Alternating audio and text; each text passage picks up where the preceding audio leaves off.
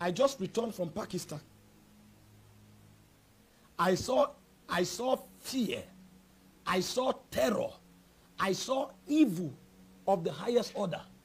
My brother, when I applied for that visa, the first thing I noticed was the fact that the nation was called the Islamic Republic of Pakistan.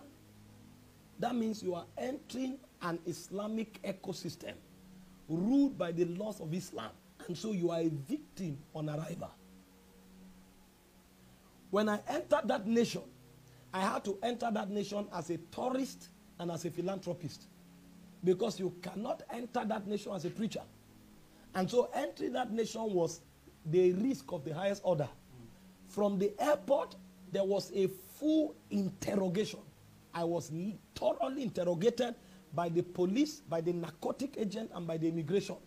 They searched everything I had. They made phone calls. They had to send a Christian police officer to get in there to intervene. I was to be arrested at the airport on arrival because my passport carried clergy. The world is dark. That nation is the second largest Islamic nation. It has 227 million people. You can't move around without power. There's wickedness everywhere. When I traveled into that ecosystem, the crusades we had, I'm going to do a documentary on my experience in Pakistan. The crusades we organized were in different locations, and we were only permitted to do one crusade per location.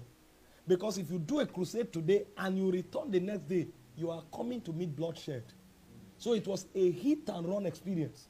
And the way we organized it is such that when we organize the crusade, we come to a location, they sent out over 20 to 30 buses to bring people from other locations. Because the bait was that they told them the one coming is a healer. So they were coming to receive healing. And they had to bring people from other locations because they needed them to have the liberty to accept Jesus when that call is made. Because if you are in the location where the crusade is organized and you dare accept Jesus, you'll be killed.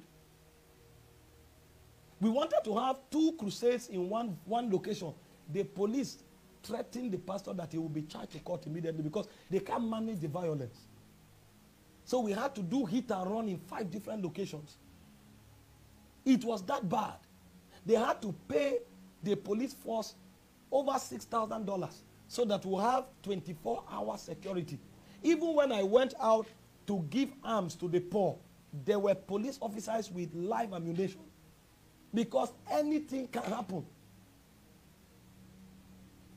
So the Christians surviving, the pastor that invited me was imprisoned for 8 months. He came out of prison not up to 5 months before this meeting.